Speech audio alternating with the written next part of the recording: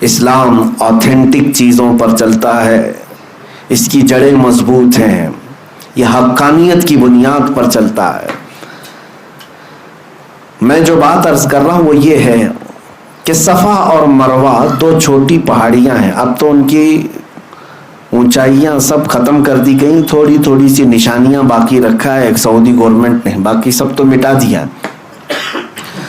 صفا اور مروہ پر کیا ہوا کیا تھا آپ کو یہ بھی پتا ہے۔ سیدہ ہاجرہ حضرت ابراہیم علیہ السلام کی اہلیہ، حضرت اسماعیل علیہ السلام کی ماں، 6 ماہ کے حضرت اسماعیل علیہ السلام، قریب چھوٹے سے بچے، ان کی پیاس کی شدت کو بجھانے کے لیے وہ دوڑ لگا رہی تھیں۔ کبھی صفا پر چڑھ کر دیکھتی کہ کہیں پانی نظر آتا ہے، وہاں سے بھاگتی ہوئی مروہ کی طرف جاتی۔ یہ دونوں پہاڑیوں میں تقریباً آدھا کلومیٹر کا فاصلہ ہے، یا ہو سکتا ہے اس سے تھوڑا آس پاس ہوگا، 500 سے 700 میٹر کے درمیان ایک پہاڑی سے دوسری پہاڑی۔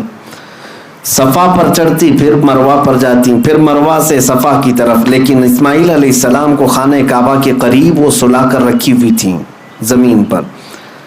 روایات میں ہے کہ انہوں نے 7 چکر لگائے، پھر اللہ تعالیٰ نے اسماعیل علیہ السلام کی ایڑیوں کے نیچے سے زمزم کا پانی پیدا فرمایا، جس کو آج پوری دنیا پیتی ہے، سیراب ہوتی ہے، برکتیں بھی حاصل کرتی ہے۔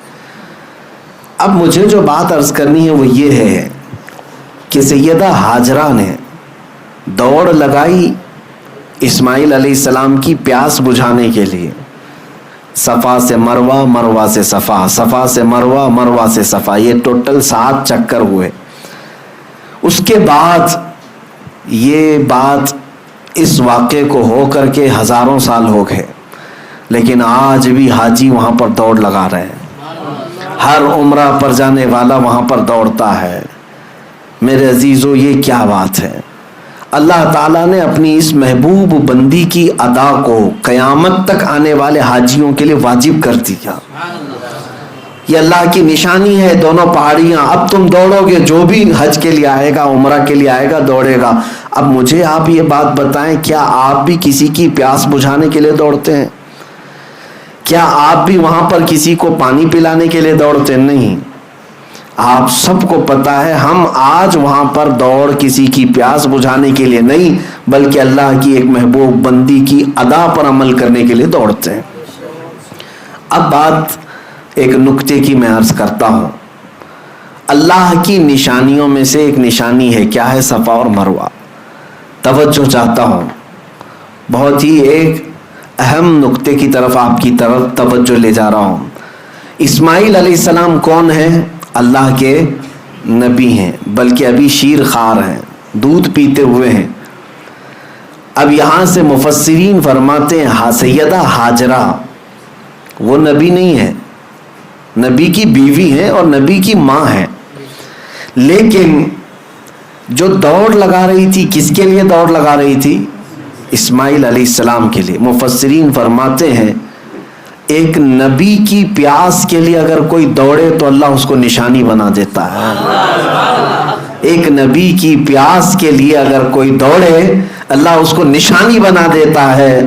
اے میرے عزیزو، اگر میرے مصطفیٰ کی عزت کے لیے کوئی دوڑے تو یاد رکھنا قیامت تک اس بندے کو بھی اللہ نشانی بنا دیتا ہے۔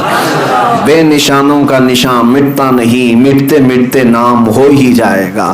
آج بر صغیر بلکہ عالم اسلام میں اگر ایک عبقری شخصیت امام اہل سنت فاضل بریلوی امام احمد رضا خان رحمت اللہ تعالی علیہ کو پوری دنیا جانتی ہے اور پہچانتی ہے تو اسی بنیاد پر کہ ایک نبی کی عزت اور اس کے پہرے داری کے لیے زندگی وقف کر دیا تھا، اور اللہ نے ان کی زندگی کو آج سارے لوگوں کے لیے نشانی بنا دیا۔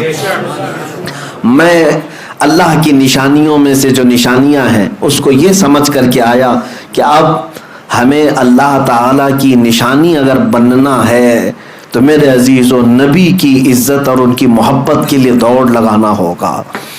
وہاں پر بہت ساری چیزیں ہیں، لیکن ایک محب رسول جاتا ہے تو اپنے حبیب کی خوشبوئیں وہاں ڈھونڈتا ہے۔ بعض بدبخت جاتے ہیں، وہ کہتے ہیں کہ یہاں پر اب مصطفیٰ کریم صلی اللہ تعالیٰ علیہ وسلم کا نام لینے کی بھی ضرورت نہیں. نعوذ باللہ من ذالک. کئی ایسوں سے میری ملاقات بھی ہوئی، وہ کہتے ہیں کہ وہ آئے تھے اور اپنا پیغام دی اور چلے گئے، وہ اتنے امپورٹنٹ نہیں ہے. قرآن امپورٹنٹ ہے، کعبہ امپورٹنٹ ہے. آپ آئے ہیں یہاں پر تو کعبے کا طواف کیجئے، قرآن کی تلاوت کیجئے. نبی کیا کہتے ہیں، یہ ان کی مت ماری گئی ہے. میں نے ان سے کہا کہ نبی اہم نہیں ہے. ایک وہیں کے مقامی رہنے والا برسوں سے رہتا ہے، وہ کہہ رہا تھا کہ نہیں، وہ اہم نہیں ہے، قرآن اہم ہے، کعبہ اہم ہے. میں نے کہا احمق کو دیکھو، اگر نبی اہم نہیں ہے تو ایک غیر اہم شخص اگر قرآن لا کے دیا ہے تو قرآن کیسے اہم ہو گیا؟ اگر وہ اہم نہیں ہے تو غیر اہم آدمی اگر کوئی کتاب کے بارے میں کہہ رہا ہے یہ اللہ کی کتاب، تو نے مان کیسے لیا کہ یہ اللہ کی کتاب ہے؟ پہلے تجھے یہ تسلیم کرنا پڑے گا جو قرآن لایا ہے وہ سب سے اہم ہے.